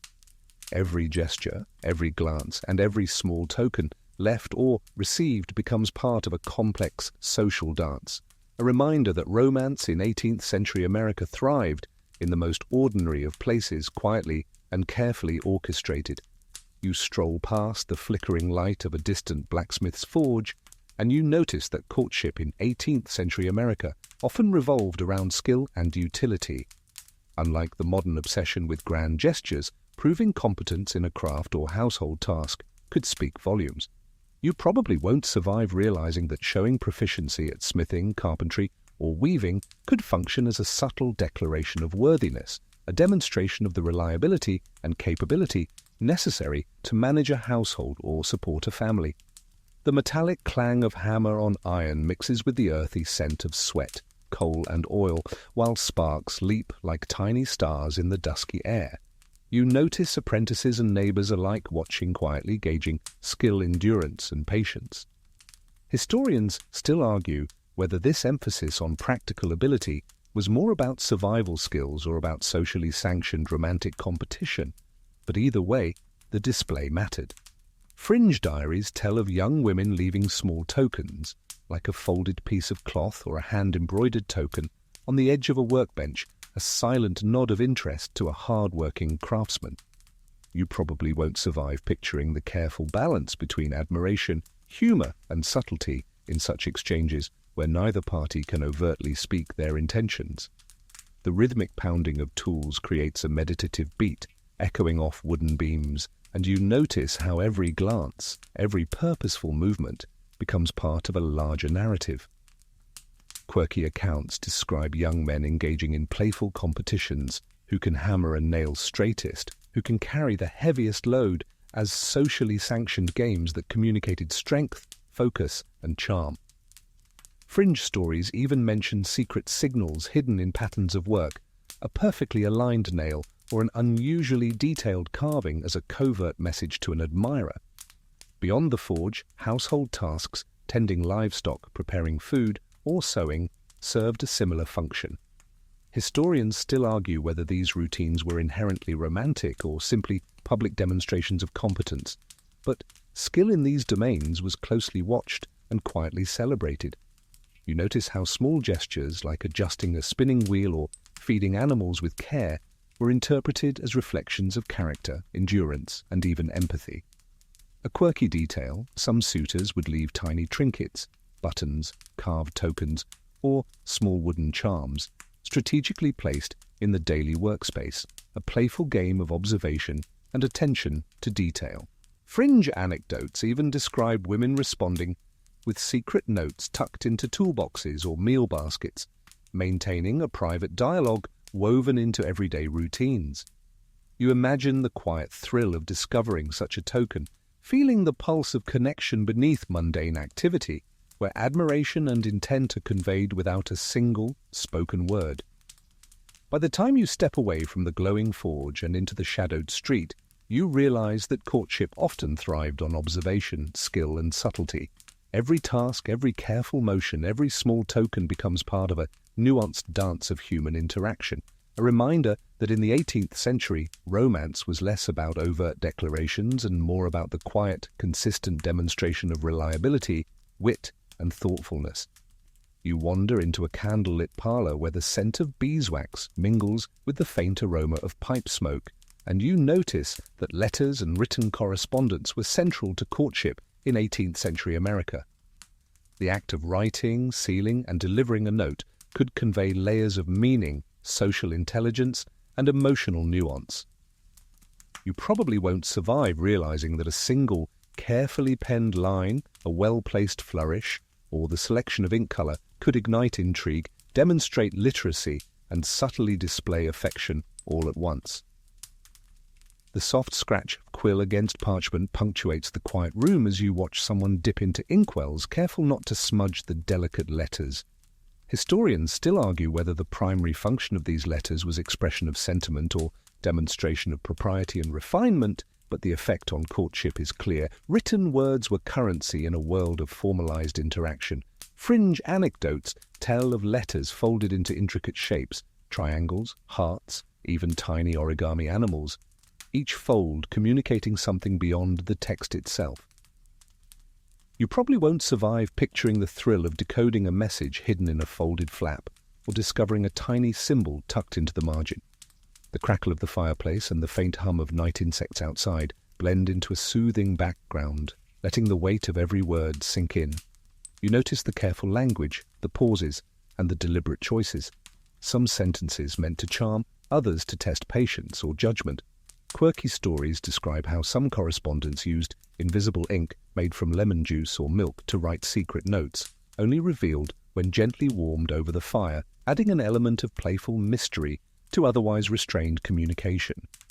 Letters were often exchanged under the watchful eyes of family or neighbors, and historians still argue whether these constraints stifled genuine feeling or sharpened social skills. Regardless, the delivery itself became a ritual, a friend or servant acting as courier, the careful placement in a windowsill, or sliding it under a door, all punctuated by observation and anticipation. The medium became part of the message, with timing, method, and presentation as important as content. A quirky detail, some suitors used tiny charms, pressed flowers, or even miniature sketches tucked into the folds of letters to convey sentiment in code.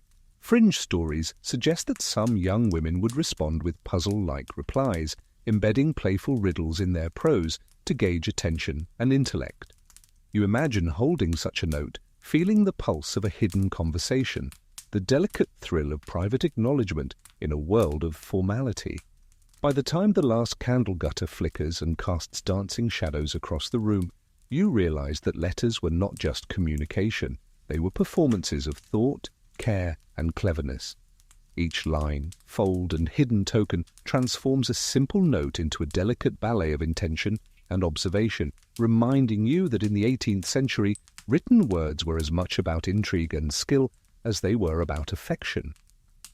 You step into a sun-dappled garden where the scent of roses and thyme mingles with the earthy aroma of freshly turned soil, and you notice that courtship often unfolded amid nature's quiet rhythms.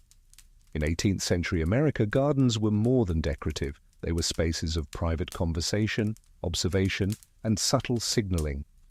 You probably won't survive realizing that a casual walk between the rows of vegetables or a shared glance over a flowering shrub could reveal intelligence, taste, and temperament, all without a single overt declaration.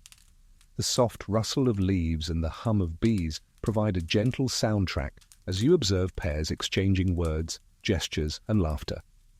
Historians still argue whether these garden interactions were primarily practical, ensuring someone could manage a household, or inherently romantic, but the duality of function and attraction is undeniable. Fringe diaries note that some young women would deliberately prune or arrange flowers to convey messages. A sprig of rosemary for remembrance, a violet tucked into a handkerchief as a token of modest affection. You probably won't survive picturing the thrill of decoding these botanical cues, where each plant becomes a character in a silent dialogue. The sunlight filters through trellises, highlighting the sheen of dew on petals and the glint of a careful hand brushing against a leaf. Quirky stories tell of small garden games, races to collect herbs, playful hide-and-seek among shrubs, or competitive weeding contests that were socially acceptable ways to display skill, energy, and attentiveness. Fringe accounts even describe hidden charms, tiny carved wooden animals or painted stones tucked among the greenery, meant to be discovered by an observant partner and interpreted as secret messages of interest. Gardens also provided a sense of privacy while still remaining under the gaze of the household. Historians still argue whether this was a deliberate design to balance social propriety with intimacy, but it allowed for brief moments of unmonitored interaction. You notice the subtle touches, adjusting a hat for shade, helping with a stubborn branch, or handing over a small bucket of water, all small gestures layered with meaning. A quirky detail: some suitors would plant flowers in patterns intended to signal their intent, creating a secret garden code. Fringe anecdotes suggest that clever messages were embedded in the order of blooms or the timing of watering, where observation and intelligence were as important as charm or appearance. You imagine wandering through this leafy maze, eyes flicking for meaning, heart quietly racing at each subtle acknowledgement or carefully arranged flower. By the time the sun dips lower and shadows lengthen across the garden paths, you realize that these cultivated spaces were stages for both observation and performance. Every glance, every gesture, and every hidden token becomes part of a delicate, unspoken conversation.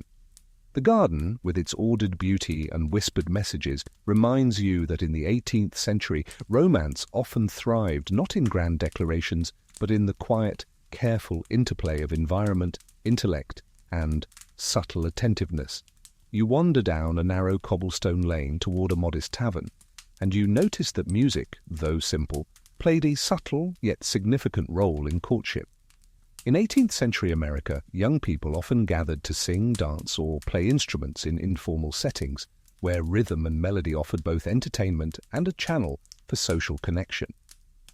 You probably won't survive realizing that a well-timed jig or a carefully rendered tune could speak volumes about dexterity, wit, and taste, often drawing the eye and admiration of a potential partner without a single word.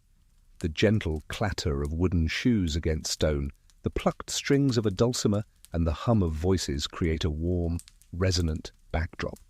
Historians still argue whether musical ability was more a demonstration of cultural refinement or an outright romantic signal, but the effect on social dynamics is undeniable. Fringe diaries describe young men and women composing playful verses, inserting veiled compliments or inside jokes, each note and lyric serving as a subtle flirtation. You probably won't survive imagining the delicate thrill of discovering that a seemingly casual melody carries a hidden, personal message.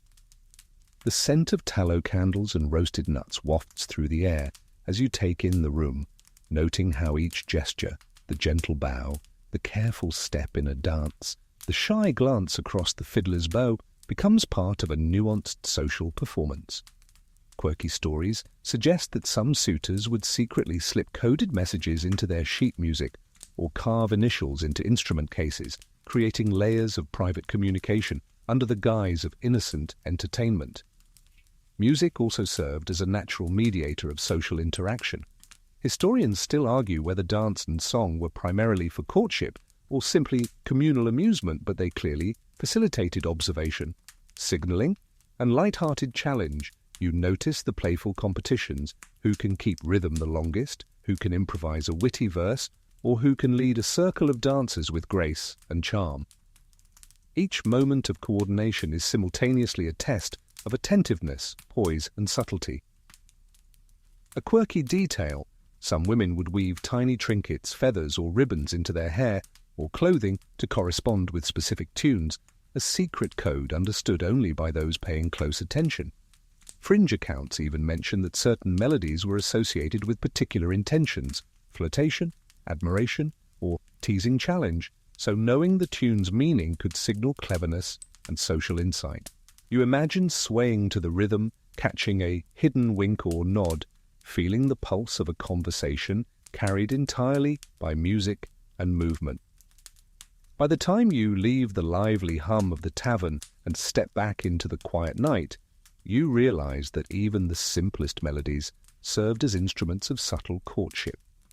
Every note, every step, every carefully observed glance becomes part of a layered dialogue, reminding you that in the 18th century, romance often unfolded in rhythm and harmony, quietly observed and deeply felt.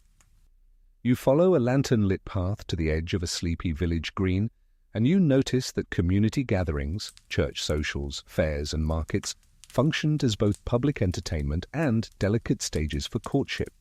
In 18th century America, the rhythm of daily life dictated social opportunities, and even mundane errands became moments ripe for observation. You probably won't survive realizing that fetching milk, arranging produce, or simply standing near the bake table could spark admiration, quietly signaling reliability, attentiveness, and decorum. The crisp evening air carries the mingled aromas of bread, smoked meats, and candle wax, blending with the distant murmur of conversation and occasional laughter. Historians still argue whether these gatherings were intentionally designed to facilitate courtship or whether romance simply evolved opportunistically amid communal routines, but the effect is clear. These settings allowed for both structured and spontaneous interaction. Fringe diaries describe young women leaving tiny folded notes or embroidered handkerchiefs on communal tables, small gestures loaded with meaning for those with discerning eyes. You probably won't survive picturing the thrill of discovering a hidden message while pretending to merely admire the wares on display. You notice the subtle choreography of movement: who steps near whom, who helps an elderly neighbor lift a basket, who lingers at the edge of the gathering with attentive curiosity. Quirky anecdotes suggest that some suitors would intentionally misplace items, a lost glove or dropped token, knowing that a sharp-eyed admirer would return it, creating a socially acceptable excuse for interaction. Fringe accounts even mention coded exchanges via gestures. A tilt of the head, the angle of a fan, or the way a basket is held could all carry lightly veiled messages. Community gatherings also served as an informal test of wit, patience, and observational skill. Historians still argue whether these micro-interactions were primarily displays of virtue or subtle courtship rituals, but their dual role in social evaluation is undeniable. You notice playful competitions, a quick game of horseshoes, a test of memory in a gossip circle, or a dance where one must lead and follow carefully, all opportunities to demonstrate attentiveness, skill, and charm. A quirky detail: some suitors would leave small charms, seeds, or pressed flowers at designated spots in the green, creating a scavenger hunt of secret signals. Fringe anecdotes describe subtle mimicry, matching the pace or gestures of a potential partner, as a silent declaration of compatibility. You imagine navigating this dance of observation, catching hidden cues and unspoken messages, feeling the quiet thrill of discovery in a world governed by propriety and subtle social negotiation. By the time the lanterns dim and the chatter fades, you realize that even casual, communal spaces became arenas of gentle intrigue. Every glance, gesture, and small token becomes part of a rich tapestry of interaction, reminding you that in the 18th century, romance was less about declaration and more about careful observation, quiet gestures, and playful ingenuity. You wander along a winding riverbank, the water reflecting the last blush of sunset, and you notice that courtship sometimes relied on shared labor and practical collaboration. In 18th century America, tasks like tending livestock, mending fences, or hauling water offered structured opportunities to observe character, endurance, and temperament. You probably won't survive realizing that a simple act of steadying a wagon wheel or fetching a bucket of water could serve as a subtle audition of reliability and diligence, demonstrating suitability for long-term partnership without a single romantic word. The scent of damp earth and hay mingles with the faint aroma of wildflowers, and the rhythmic sounds of splashing water and distant bird calls form a serene backdrop. Historians still argue whether these labor-based interactions were intended as social testing grounds or merely practical necessities that coincidentally facilitated courtship, but the practical and romantic dimensions often intertwined. Fringe accounts note that some young people would deliberately forget an item or feign difficulty with a task, testing the attentiveness and problem-solving skills of their companion. You probably won't survive picturing the clever interplay of subtle challenge and measured assistance, each action a tiny note in an unspoken dialogue. As you watch, gestures matter more than words. Steady hands, calm patience, and willingness to share effort become indicators of temperament. Quirky stories tell of playful competitions, who can carry the heaviest pail without spilling, who can mend a fence the fastest, who can tie a knot most cleverly, all opportunities to display skill, endurance, and ingenuity. Fringe anecdotes even describe suitors leaving small, carved wooden tokens at task sites, subtly marking territory and signaling interest, as if leaving breadcrumbs for a perceptive partner to follow. Tasks also provided shared solitude, a buffer from prying eyes, while still respecting social proprieties. Historians still argue whether these moments fostered genuine affection or simply measured social aptitude, but their dual function in social evaluation and bonding is clear. You notice the subtle coordination of movement, passing tools, steadying a ladder, or offering quiet guidance, each a silent conversation of observation, patience, and mutual understanding. A quirky detail, some courtships relied on playful sabotage, slipping a stick under a wheel or placing a small rock in a basket, as a way to provoke reaction, gauge humor, and observe problem-solving skills. Fringe accounts suggest that careful observation of how one responded to minor challenges revealed as much about character as a formal conversation. You imagine standing side by side, hands dirty, laughter shared, and an unspoken understanding growing, each moment a small brick in the foundation of potential long-term affection. By the time twilight deepens and fireflies dot the riverbank, you realize that the most mundane labor could transform into a delicate courtship dance. Every gesture, shared task, and small token becomes part of a nuanced evaluation, reminding you that in the 18th century, romance often thrived amid sweat, laughter, and quiet observation, rather than grand declarations. You stroll back along the familiar path toward the quiet of the village square, and you notice that the culmination of courtship often relied on letters, tokens, and careful reflection. In 18th century America, written correspondence allowed for extended dialogue, contemplation, and subtle revelation of character, often serving as the final stage before formal commitment. You probably won't survive realizing that a folded sheet of paper, a carefully chosen seal, or even the choice of ink and handwriting style could communicate wit, intelligence, and sincerity in ways that words spoken aloud never could. The scent of candle smoke and damp parchment drifts faintly through the air as you imagine couples seated in separate rooms, composing messages with deliberate care. Historians still argue whether letter writing was primarily a tool of emotional expression or a method of social performance, but its significance in courtship cannot be understated. Fringe diaries recount instances where coded messages, dots, dashes, or subtle alterations in line spacing conveyed private meanings understood only by the intended recipient. You probably won't survive picturing the quiet thrill of decoding such subtle signals where intellect and attentiveness were as vital as charm or beauty. Tokens often accompanied letters, pressed flowers, carved trinkets, or simple gifts that carried layered meanings. Quirky anecdotes tell of young women folding tiny notes into clothing seams or tucking miniature charms into books, creating a miniature treasure hunt that required curiosity and care to uncover. Fringe accounts suggest that some suitors even used local flora to encode intentions, lavender for devotion, marigold for cheerfulness, or rosemary for remembrance, so that receiving a letter was also an exercise in interpretation. By the time the moon rises and lanterns glow faintly in windows, you notice that these letters became exercises in patience, observation, and judgment. Historians still argue whether this method fostered true intimacy or simply tested endurance and decorum, but the layered communication allowed for reflection, subtlety, and anticipation. Each exchange could build trust, reveal character, or gently tease, with humor or sincerity embedded in the folds of the page. A quirky detail: some letters were deliberately lost along the path or in the marketplace, only to be discovered by a perceptive partner, creating opportunities for surprise encounters and clandestine amusement. Fringe anecdotes even describe letters accompanied by small drawings, coded sketches, or miniature puzzles, transforming communication into a shared intellectual game. You imagine holding a tiny, folded note in your hands, tracing the curves of elegant handwriting, feeling the quiet pulse of connection across space and time.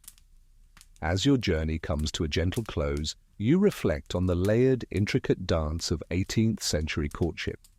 Each glance, gesture, song, shared task, and hidden note contributes to a rich tapestry of observation, subtlety, and delight. The lessons linger. Romance was as much about patience, wit, and attentiveness as it was about passion or declarations. Now dim the lights, maybe turn on a fan for that soft background hum, and let's ease into tonight's journey together. The echoes of careful observation, gentle gestures, and thoughtful messages fade softly, leaving a comforting sense of connection and the quiet knowledge that, even centuries later, human hearts have always found ways to speak without speaking. You settle into the final stretch of your evening, and the gentle hum of life continues all around. The streets are quiet, shadows stretch lazily, and you feel the slow exhale of a world that, though centuries old, feels intimately familiar. Imagine the flicker of candlelight, the soft whisper of leaves in a courtyard, and the occasional distant laugh that drifts over the village green, each sound a reminder that human connection has always been layered, delicate, and quietly profound. In the fading light, you sense the rhythm of gestures, glances, and letters, all intertwining into a tapestry that is part observation, part intention, and wholly human. You probably won't survive realizing that the simplest of actions, a shared task, a folded note, a song played with care, carries weight beyond the immediate, resonating with subtlety and meaning that only attentive hearts can perceive. Even as the world outside grows still, these echoes of courtship linger, gentle and persistent, guiding understanding, empathy, and quiet delight. Take a moment to breathe, letting the textures of this past life settle around you. Imagine the rustle of skirts along garden paths, the faint scent of ink on paper, the low murmur of a community gathering, tiny details that form the fabric of social life, love, and partnership. Historians still argue over their significance, yet the human impulse to connect, to observe, and to signal care remains undeniable. Feel the calm, the subtle pleasure of recognition, and the gentle warmth of history enfolding you. Let your thoughts drift with the river of centuries past, knowing that courtship, in its many forms, was a dance of patience, cleverness, and attentiveness. The world grows quieter, your mind eases, and the echoes of 18th century America softly fade. Tonight, the lessons are simple. Look closely, listen carefully, and cherish the small gestures that speak the loudest.